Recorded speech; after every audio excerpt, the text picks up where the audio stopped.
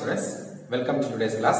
In the last class we have discussed about some of the Alvas and Nayanas and some saints of Maharashtra, and today's class we are discussing about the Islam and Sufism and new religious development in North India and teachings of Kabir and Guru Nanak, the founder of the Sufi movement.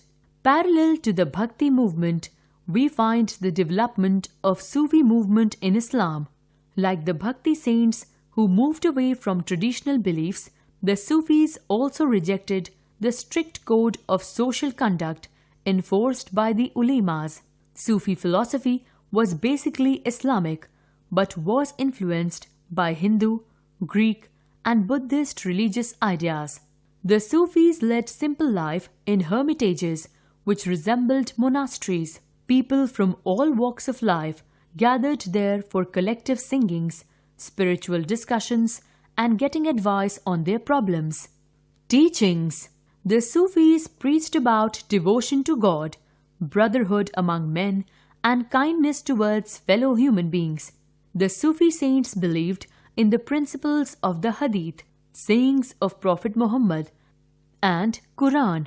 They advocated that God is supreme and the true love of God means serving fellow human beings. One should respect all human beings without any discrimination. They accepted that there could be many ways of reaching the God. Hence, they were tolerant towards other religions. Nizamuddin Aulia, who lived in Delhi during Alauddin Khilji's reign, is one of the greatest Sufi saints. Amir Khusro was his great devotee. Saint Nizamuddin talked to his followers in Hindui. He inspired people with the love of God and helped them to detach from worldly affairs. He is buried in Delhi and his dargah attracts a lot of visitors. Another famous Sufi saint was Khwaja Muinuddin Chishti, who settled in Ajmer. According to him, devotion to God consisted in service to humanity. He encouraged devotional music and qawwalis, which were sung in musical gatherings. He died in 1236 and was buried at Ajmer. Every year, even today, many Muslims, Hindus, and Sikhs visit the dargah of this saint during the annual celebrations called Urs. They go there to offer chadar and seek his blessings. Baba Farid was disciple of Muinuddin Chishti. He rebelled against the orthodox beliefs encouraged by the ulemas and preached about the true love for God. He composed verses which were recited both by Hindus and Muslims. It is said that Balban had great respect and devotion to Baba Farid. Common beliefs of Bhakti movement and Sufism. A. Universal brotherhood and equality. B. Oneness of God. C. Emphasis on love and devotion. D. Both were against caste system, rituals, and ceremonies. E. They preached in local languages. F. As devotional music was encouraged by both, it gained momentum during this time. G. They both were tolerant towards other religions. There were some of the new religious practices development in India. They have developed after 30th century, that is Hinduism, Sufism, and Siddhas and Yogis. In the previous chapters we have seen the development of some of the cities and towns and kingdoms. So there were some of the craft persons and traders and laborers and some peasants were there. So these Bhakti development or their preaching listened by these traders and peasants and laborers. Kabir and Baba Guru Nanak rejected all type of orthodox religions. Tulsidas conceived of God in the form of Rama. In his book Ramacharita, written in the language of Awadhi, he mentioned that his devotion to God and it was the famous literary work of devotion or expressing his devotion to God. Surdas was an ardent devotee of Krishna. His compositions, Sursagara, Surasagavali, Savitilagiri, these writings express his devotion to God. Another one is Shankardeva. He is from the Assam. He emphasized devotion to Vishnu and composed poems and plays in the Assamese language.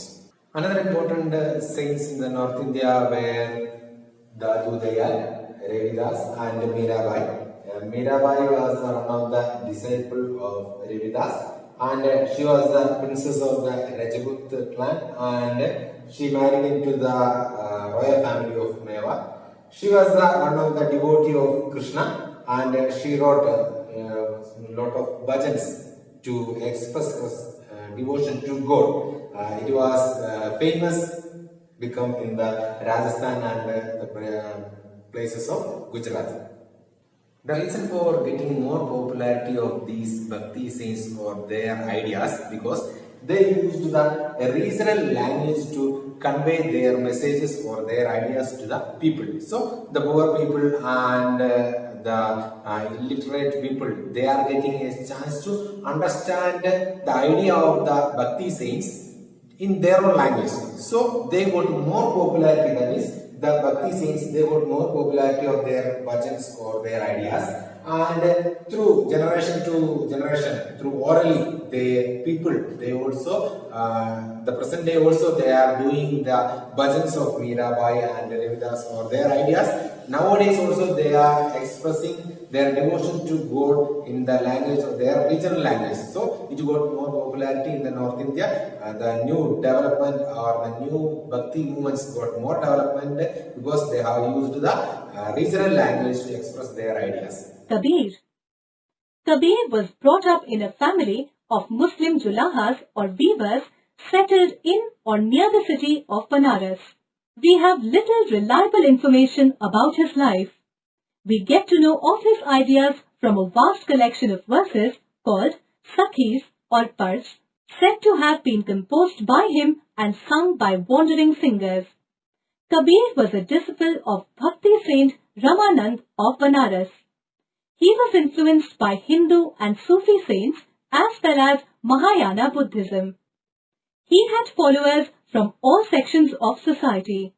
His followers were called Kabir Panthi. His philosophies and ideas of loving God have been expressed metamorphically through his dohas. Teachings. The most salient feature of his teaching is the denunciation of polytheism, idolatry and casteism. He was a true seeker of God and did his best to break barriers between Hindus and Muslims.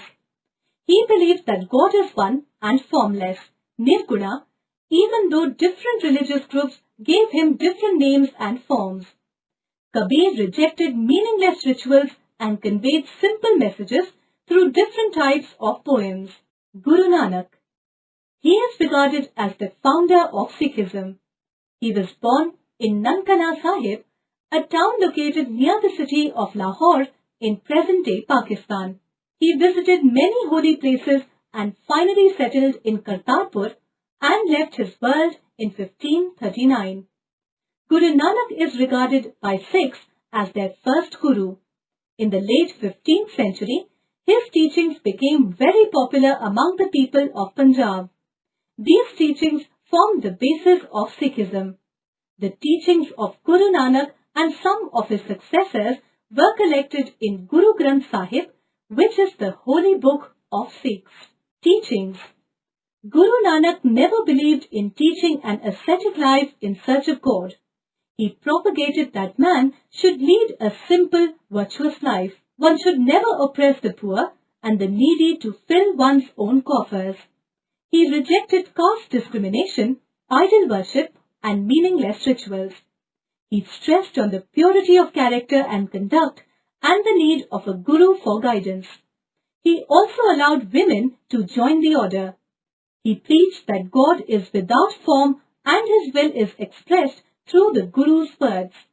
His teachings were spread through the group singings of hymns called Kirtan.